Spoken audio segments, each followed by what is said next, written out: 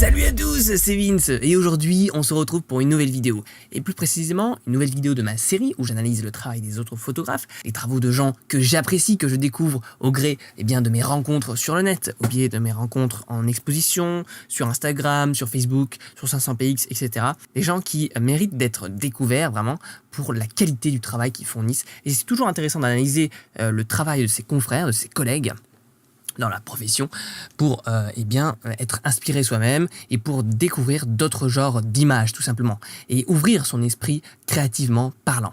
Alors on commence tout de suite aujourd'hui avec un photographe qui se nomme Ottavio Marino.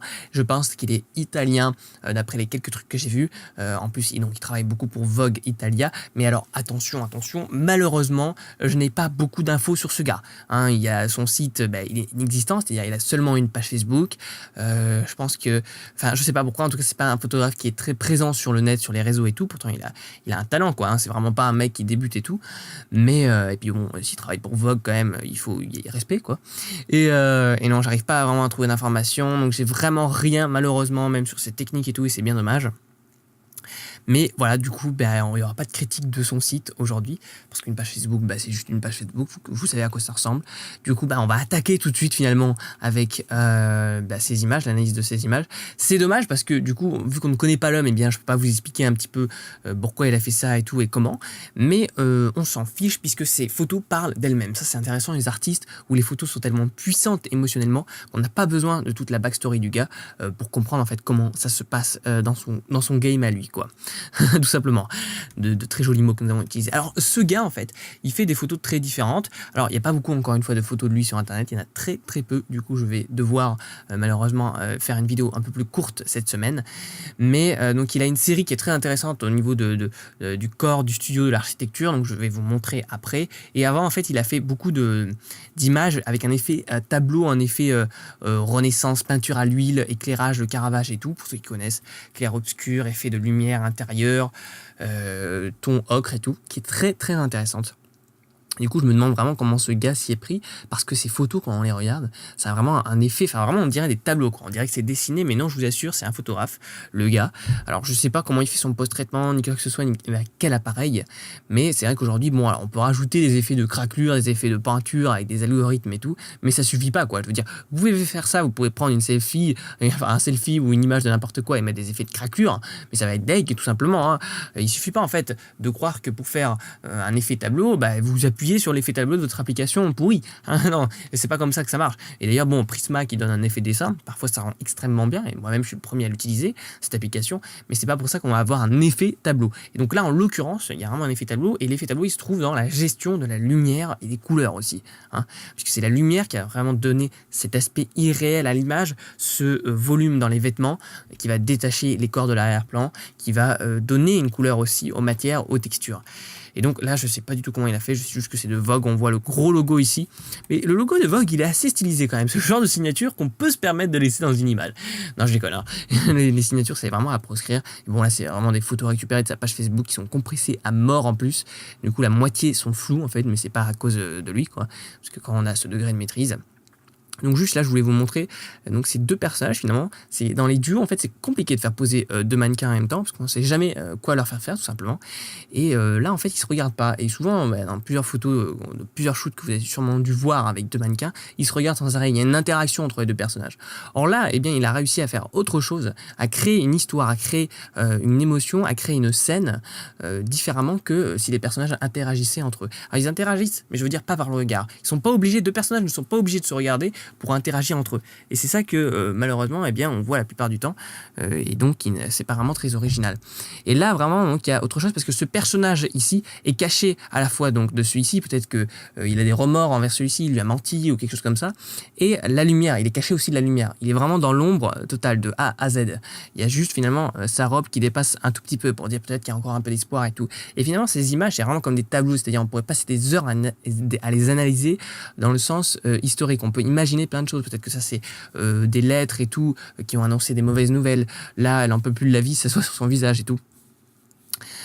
Tout ça, ce sont des petits détails. Et puis, en plus, cet effet fragile qui est accentué par la robe qui est un petit peu remontée pour montrer vraiment sa jambe dénudée de tristesse et tout. Et ça, c'est juste ouf et ça nous prend réellement au trip. Mais En fait, quand on regarde longtemps aussi, le personnage, on voit qu'il y a un petit sourire. Ce petit sourire, qu'est-ce que ça veut dire? Est-ce que finalement c'est elle qui lui a fait de la peine? Est-ce que c'est l'inverse, etc. Et ça, c'est des détails au niveau vraiment micrométrique, genre dans le sens, il faut vraiment s'attarder sur la pose. Et il y a vraiment des photographes, alors moi je le fais pas personnellement, mais ça pourrait être une bonne idée pour une perspective d'amélioration, qui préparent leurs images. Donc ils ont l'image dans leur tête, plus ou moins précisément, et ils s'aident en fait en faisant des croquis. En faisant des croquis, c'est-à-dire en représentant la scène, en se disant un truc tout bateau, c'est bon voilà, il suffit, hop, ça peut même être fait sur Photoshop et tout, on s'en fiche finalement. Mais voilà, juste dire, ok, bien là la source de lumière viendra de là, hop, hop, hop. Il y aura un personnage ici qui sera là, un personnage là, donc accoudé, etc. Il y aura un lit ici, hop, hop, hop, un autre décor ici. Et en fait, rien que de faire ça, ça permet de visualiser l'espace. Et après, donc une fois qu'on a posé son cadre, sa focale, sa lumière, et puis on peut se concentrer sur les micro-détails. Il ne faut pas hésiter vraiment à rafaler à ce moment-là, à prendre plusieurs photos pour vraiment venir soi-même placer le modèle en lui disant, tiens, si tu mettais ta main comme ça, comme si tu cassais ton poignet de cette manière, ça pourrait rendre d'une certaine façon, etc., etc. Non, il ne faut vraiment pas hésiter de ce côté-là. Alors, hop, passons à l'image suivante. Voilà, il a fait donc, des portraits. Là, en fait, il mixe, si vous voulez, un style, un petit peu un effet peinture, renaissance et tout. On voit même l'auréole. Hein, donc, pour ceux qui connaissent un petit peu en art, c'était très présent dans ce genre de peinture, finalement. Et il mixe tout ça avec un stylisme moderne, dans le sens où la chemise, elle date d'aujourd'hui, quoi. Hein. C'est une chemise qu'on met aujourd'hui, contemporaine, tout à fait. Et donc, il mixe ça. Et pareil avec la plume, alors que ce gars, il n'a pas l'air du tout d'utiliser ça, surtout à la qualité et la monture de ses lunettes, qui ne ressemblent pas non plus à ce qu'il y avait avant et tout. Et donc, c'est intéressant de mixer tout. Alors, bien sûr, on voit, comme je vous l'avais dit, même à cause de la compression dégueulasse de Facebook, merci, on voit l'effet de craquelure comme ça, qu'il a rajouté un petit peu dans le fond et tout. Sûrement un effet, pareil, que la pellicule, ça donne un effet de pellicule abîmée, en fait, tous ces traits, tout ça. Et ça participe au réalisme de l'image. Et après, on dirait que la lumière qui est utilisée finalement pour sa chemise est différente de la lumière qui est utilisée pour son visage, ça l'éclaire différemment. Et en tout cas, là, c'est une lumière très agréable, pas du tout agressive, assez douce, qui enjolive véritablement ses traits. Et qu'est-ce qu'on peut dire finalement sur cette image? Aussi, là, je pense que la pose de la main... Alors, la pose de la main, elle ne fait pas très naturelle pour le coup, mais elle a été travaillée. Alors, est-ce que c'était l'effet qu'il voulait donner pour dire, ah ben, regardez ce gars... Regardez, ce gars ne peut pas tenir une plume, ne peut pas appartenir à ce siècle. Il y a quelque chose de différent. Et en fait, ça, comment ça se repère? C'est pas dans un gros truc en mode un gros panneau qui explique ça. C'est dans un tout petit détail. Et là, une pose peut-être qui est un petit peu trop artificielle. Un gars c'est un petit peu surjoué. Voilà. On peut se dire, après c'est encore libre d'interprétation aussi, les images ne veulent pas forcément dire qu'une seule chose, puisqu'elles dépendent aussi de la vision du spectateur, et donc de sa propre interprétation finalement. Et voilà pour ceci, pour cette photo. Encore une photo. Alors là, ça a moins un effet... c'est un truc, une image qui se veut moins effet peinture, renaissance et tout. Mais en fait, il garde un certain style, ce type. Il garde un certain style, mais dans ces images un peu plus classiques, entre guillemets. Et on voit que même finalement dans la manière dont la lumière tape les phalanges ici ou tape le menton, eh bien il y a un effet, il y a vraiment un effet statue de cire, peinture. Et ça se travaille aussi au maquillage. Le maquillage, il va pas juste enjoliver et arranger le visage d'une personne pour qu'il passe le mieux possible à la caméra. Il va aussi travailler la texture de sa peau pour que la lumière rebondisse d'une certaine manière ou pas, qu'il y ait un effet un peu plus brillant comme ça, qui va donner un effet statue de cire, un effet un peu plus mat, etc. suivant la qualité aussi de projecteur qu'on va utiliser, la température couleur. Tout ça est très calibré. Il ne faut pas croire que le maquilleur c'est juste un mec ou une nana qui s'y connaît en maquillage et qui a une grosse trousse énorme de pinceaux. Voilà, il y a plus que ça, il y a vraiment une réflexion et il travaille véritablement en cohésion avec toute l'équipe créative. Voilà. Et pareil, cette pose, ce rendu de photos, c'est des images très simples, c'est-à-dire il y a des vieilles commodes avec un vieux style et souvent des murs qui sont pas très beaux, mais ça rend extrêmement bien, quoi. Enfin, je saurais pas expliquer mieux, quoi. Là, encore une fois, alors ça, ce genre d'image, on dirait vraiment une sorte de tableau, quoi. Là, pour le coup, et c'est très intéressant parce que notre regard, donc je le dis souvent dans ce genre de série, que notre regard est attiré en premier par l'élément le plus lumineux d'une image, d'accord? Et donc en l'occurrence ici c'est les fleurs, vraiment la lumière tape directement sur les fleurs, une lumière très douce là aussi, qui ne vient pas les abîmer avec des ombres dures, mais qui vient juste enjoliver le volume, le décor avec des ombres douces. On dirait vraiment un effet de peinture, là vraiment la distinction entre peinture et photo est très faible, et donc c'est vraiment le premier truc qu'on regarde. Et finalement le visage du modèle c'est le truc qu'on regarde en dernier. Pourtant sur les photos, eh bien, notre œil est tenté de regarder le visage des gens en premier, puisque voilà, le visage de nos congénères finalement en premier. Or là, eh bien, ce n'est pas le cas, puisque par la lumière, il dirige le regard. Il dirige le regard aussi sur le bord du lit. Donc pareil, ça a dû être très travaillé pour que le visage reste à l'ombre. Il y a vraiment une grosse zone d'ombre, donc peut-être un drapeau qu'il a mis au-dessus, etc. Un truc pour occulter finalement la lumière qui a un effet qui vient d'une fenêtre, en fait. Et puis après, bien sûr, la pose du modèle qui est travaillée en conséquence, puisque là, la lumière touchant ici et ici, c'est vraiment au millimètre près, pour pas que la lumière se propage sur le visage du modèle, tout simplement. Et puis donc, on a une gamme, une tonalité de couleurs qui est aussi travaillée dans le sens, voilà, on reste dans des verts très foncés et très désaturés, dans des blancs aussi laiteux, dans un tout petit peu de roux, on se permet un tout petit peu de roux et de rouge, de couleur un peu plus chaude sur vraiment le visage du modèle, sur la peau du modèle, sur les cheveux, pour que celui-ci ressorte un petit peu de l'arrière-plan qui est très désaturé, très monochromatique. On voit aussi qu'il y a une attention particulière qui est mise sur les broderies du drap, tout simplement, les broderies qui représentent aussi des fleurs. Ce n'est pas mis, c'est pas mis ça au hasard, si vous voulez. En plus, c'est dans la lumière, donc on le voit bien et tout, juste à côté du logo Vogue. Et donc c'est pas par hasard que ça a été mis là. Et ensuite les cheveux qui ont un effet décoiffé, parce que c'est vrai que moi ce qui me fait rire souvent dans les photos où on voit des modèles comme ça dans des lits qui sont censés dormir ou censés se réveiller, et ils ont vraiment le teint parfait, le maquillage parfait, no make-up les filles quoi. Bon alors le no make-up on n'y croit pas, mais surtout la coiffure, si elle est incroyable, ça fait très très bizarre. Alors, juste tu te retournes quelques fois dans ton lit, ça y est tes cheveux c'est le bordel quand ils sont aussi bien coiffés. Donc voilà, ça fait pas réaliste. Tandis que là on respecte cette notion de vraisemblable. Et puis vraiment, ça, ce genre de photos, c'est des trucs qui semblent faciles à faire, dans le sens, voilà, tu places ton modèle assis, tu mets un projo et tout, et ça marche. Mais vraiment, essayez et vous n'aurez pas le même résultat, tout simplement. C'est parce qu'il y a vraiment un degré de maîtrise, on ne se rend pas du tout compte de la manière dont le gars fait. Ça se trouve, si on voyait une photo backstage, il y aurait plein de projos partout, un mec qui tient des drapeaux et tout, et on se rend pas compte. Et ça se trouve, c'est la lumière artificielle, on sait pas. D'ailleurs, c'est un effet de lumière artificielle, je trouve, personnellement. Et voilà, tout est calculé, ne serait-ce même les points chauds et tout est calculé. Les points chauds, en gros, c'est là où le projecteur tape plus fort à cause de sa lentille, ou alors de son rapprochement par rapport au modèle, etc., de son angle et tout, et ça crée des points de haute lumière en fait. Et souvent ça on veut les éviter, donc on peut même placer littéralement son point sur le projo et tout en exposant différemment son appareil. Mais là en l'occurrence c'est voulu, ça donne vraiment un effet de texture, en tout cas un effet de 3 dimensions à l'épaule, ça la fait ressortir de l'arrière-plan encore une fois.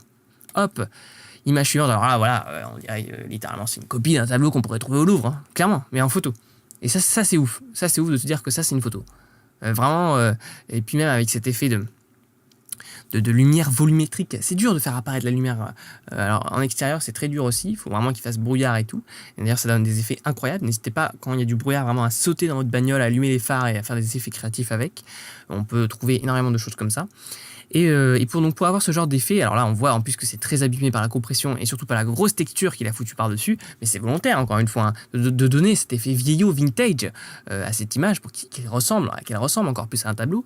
On peut utiliser donc une machine à fumer, c'est des trucs vraiment, aujourd'hui c'est pas vraiment cher, c'est utilisé pour les anniversaires et tout, hop, ça on branche ça, on balance quelque part, et ça a donné vraiment à la scène, n'hésitez pas à essayer, ça donne à la scène une ambiance totalement différente, un effet vraiment de lumière volumétrique, n'importe quel projecteur du coup, la lumière va passer différemment dans la fumée que dans l'air, tout simplement, l'air vide. Et ça va donner un effet différent. Et là encore, cet effet de couronne qui a été rajouté, j'imagine, en post-production, sinon ça doit être compliqué à poser et tout. Mais je sais pas du tout comment ce gars s'y prend pour faire ses photos. Du coup, ça c'est bien dommage qu'il n'y ait même pas une petite interview.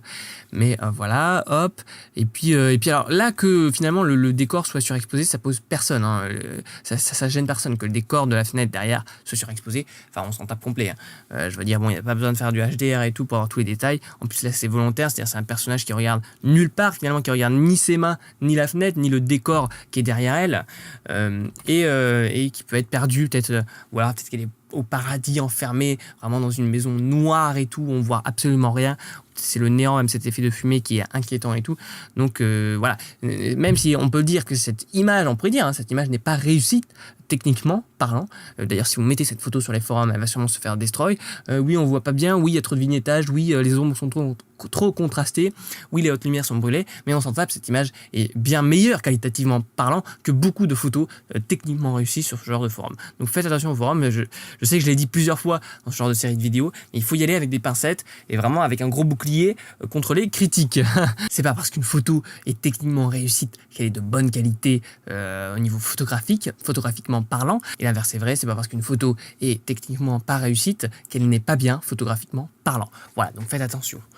Hop, image suivante. Alors ça, je voulais vous la montrer. Bon, alors il y a une série comme ça sur sa page de photos style christique et tout qui rend bien, c'est très stylé. Mais ce que je voulais vous dire aussi, c'est les fonds blancs comme ça avec des ronds, c'est vraiment à proscrire. Alors là, ça peut être un effet, parce que dans les anciennes peintures et tout, ça marchait comme ça, il y avait ce genre de cadre. Donc s'il veut vraiment reproduire au maximum eh bien, ce genre de photos, ok. Mais sinon, évitez à tout prix les cadres fantaisistes comme ça. Il y a même des pré-réglages à un moment dans des applications où j'avais trouvé des trucs comme ça, des cadres de ouf, des cadres en étoiles et tout. Enfin, ça sert à rien, vraiment, ça sert à rien. Voilà, tout ce que je voulais vous dire. Après cette photo, en fait, elle est extrêmement travaillée, on dirait pas au niveau de la pose. Et c'est compliqué hein, de bien tenir dans cette position. Alors avec le Projo, il faut que ça arrive bien, ça projette bien sur l'image. Il faut que ça colore un peu les phalanges, mais pas trop, que ça reste dans l'ombre et tout. Et tout ça, c'est finalement beaucoup de travail qui donne ce genre de résultat.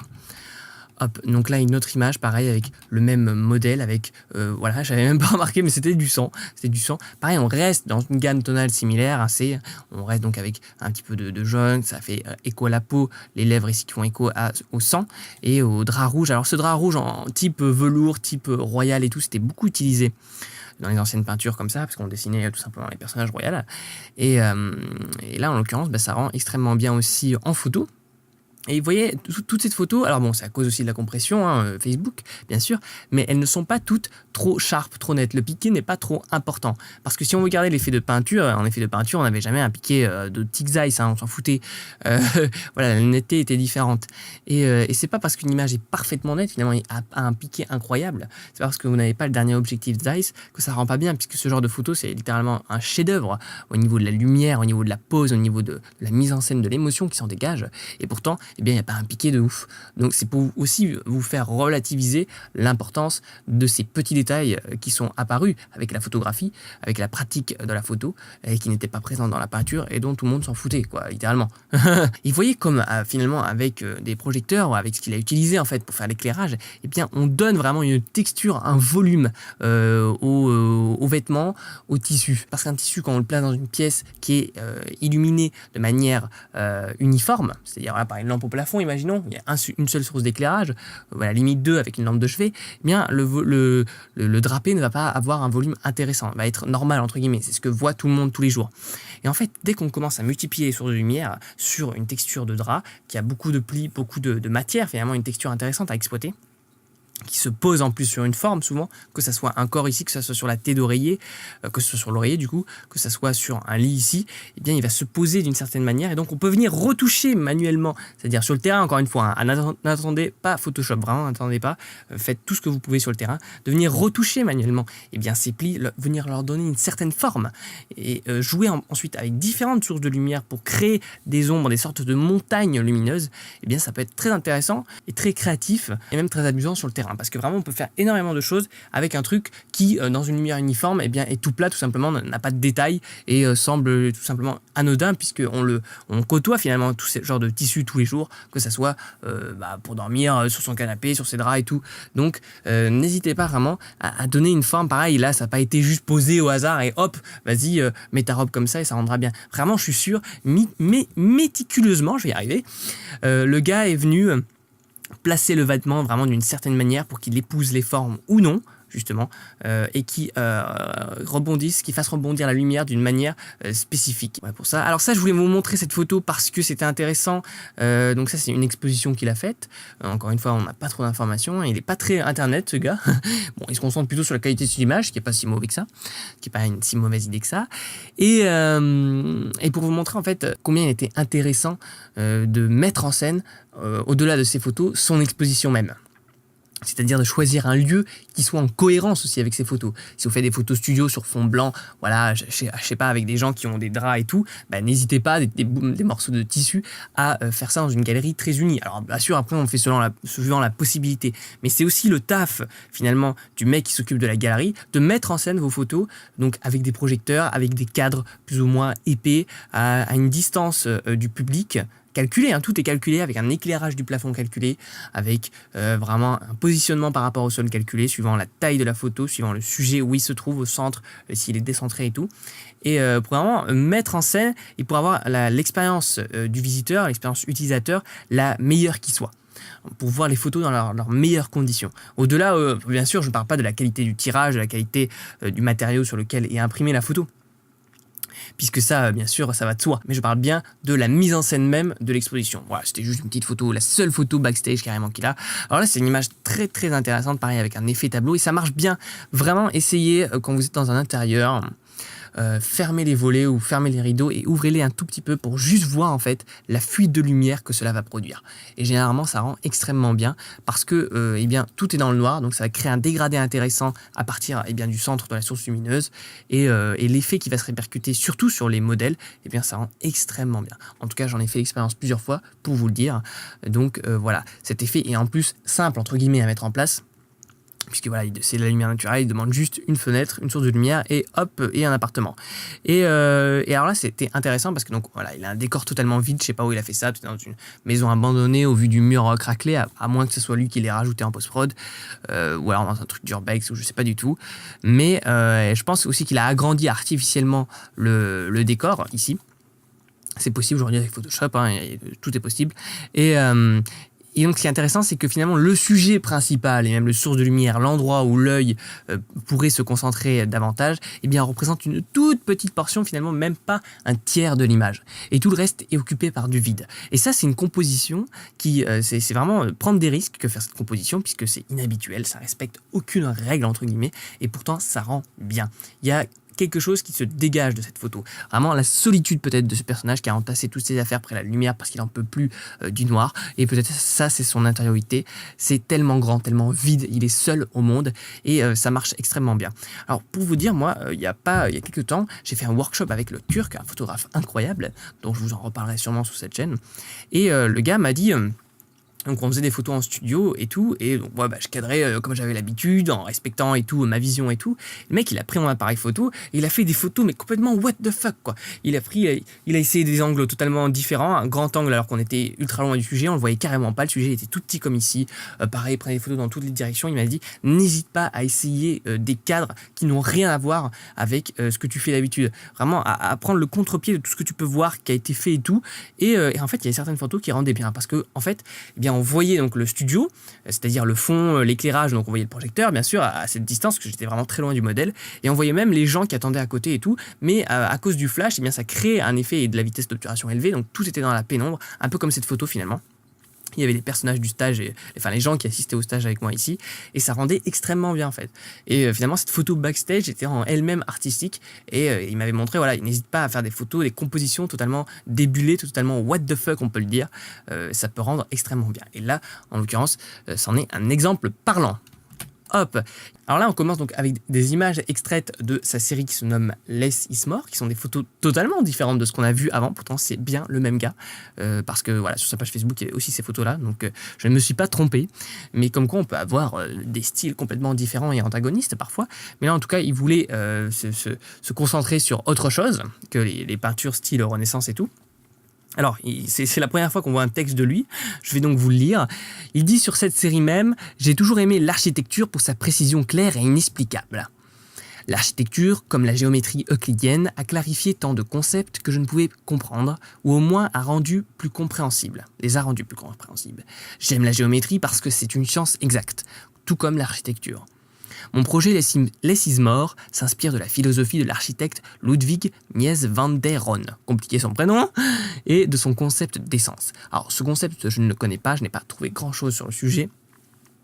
Mais donc en gros, ça doit se rapporter au parfait de l'architecture, aux droites, aux lignes, aux géométries, qu'il met en contraste donc avec les courbes d'un corps, avec les courbes d'objets qui sont eux aussi géométriquement parfaits, comme cet œuf ici, cette sorte d'ovale, mais qui comporte pour autant des courbes. Et donc il les met en contraste et il joue aussi avec la lumière, avec la couleur.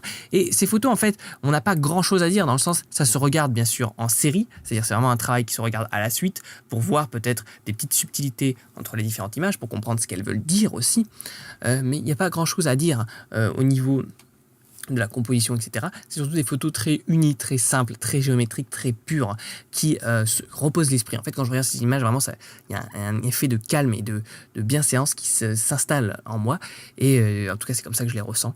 Donc voilà, je trouve ces photos vraiment incroyables. N'hésitez pas à aller les voir, je vais vous les montrer très rapidement. Voilà, il fait des parallèles donc avec ce genre d'œuf, là, je ne sais pas vraiment ce que c'est, un œuf peint, qui met donc à côté de corps humain, d'éléments du corps humain, que ce soit des mains, une poitrine, un bras, etc.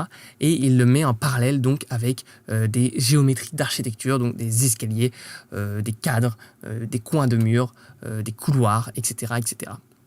Donc là, on voit un autre exemple. Et d'ailleurs, cet effet, en fait, il aurait pu se contenter de foutre une couleur sur la boule ou sur les, je sais pas ce que c'est, vraiment les ballons là. Et mais non, en fait, il a laissé les traces de pinceau. Et ça, c'est encore des petits détails qui stylisent l'image, qui l'amènent à une autre dimension, vraiment, en tout cas, à mon sens, de laisser les traces de pinceau. Ça donne une authenticité à la chose, ça donne un effet aussi artistique, on peut le dire. Et là, il garde les mêmes gammes tonales, en fait, entre les deux photos à chaque fois. Ce même effet décontrasté aussi dans les ombres. Pareil ici, alors là, il n'y a qu'une image. Il fait des images où il rassemble deux photos côte à côte, des diptyques, et certaines où il n'y en a qu'une. Voilà, hop. Et en fait, là, c'est vraiment libre à interprétation, parce que c'est vraiment des choses abstraites, et c'est des choses qu'on n'a pas l'habitude de voir, mais c'est très beau esthétiquement parlant. Et en fait, parfois, une image se suffit, elle n'a pas besoin d'un sujet qui soit tangible, que l'on comprenne tout de suite aussi. L'esthétique peut se suffire à elle-même, en fait. La qualité, la beauté de la lumière, la beauté des formes peut se suffire à elle-même. Il n'y a pas besoin toujours d'avoir de sujet pour qu'une image soit parlante, pour qu'une image soit poétique. Hop.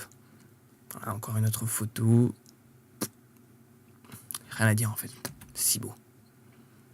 Pareil là, on voit le contraste en fait que ça crée avec les courbes ici, tandis que là il y a de la géométrie pure. Là aussi un cadre blanc, je sais pas pourquoi, je sais pas si c'est volontaire non plus. Ça, j'avoue ne pas arriver à comprendre. Et là, ce bleu qui marie extrêmement bien avec la peau. Et là, pareil, il y a sûrement une recherche. Je veux dire, le gars, il n'a pas pris du bleu au hasard, au pif dans sa palette parce qu'il l'avait ce jour-là, quoi. Il s'est dit, au teint très clair de son modèle, sûrement il l'a recherché aussi en fonction du teint de sa peau. Et il s'est dit, je vais utiliser telle tonalité de couleur, je vais faire tel mélange. Et après, je vais la retoucher d'une telle manière pour que c'est ce genre de rendu. Hop, et voilà, et bien la vidéo arrive déjà à sa fin. J'espère qu'elle vous aura plu, j'espère que je vous aurai fait découvrir un artiste, ce cher Ottavio Marino, qui est des plus originales, des rendus les plus originales et qui montre une maîtrise vraiment totale de la lumière. C'est vraiment intéressant. N'hésitez pas encore à aller voir sa page Facebook pour voir plus d'exemples de ses photos. Et puis n'oubliez pas que vous pouvez télécharger gratuitement mon livre Comment devenir un meilleur photographe en PDF dans la description. Et puis nous, on se retrouve très vite pour de nouvelles aventures. Salut à tous! Bien qu'il a cette vidéo et ça t'a plu, alors n'hésite surtout pas à t'abonner en cliquant juste ici en dessous pour rejoindre les folles aventures de Vince.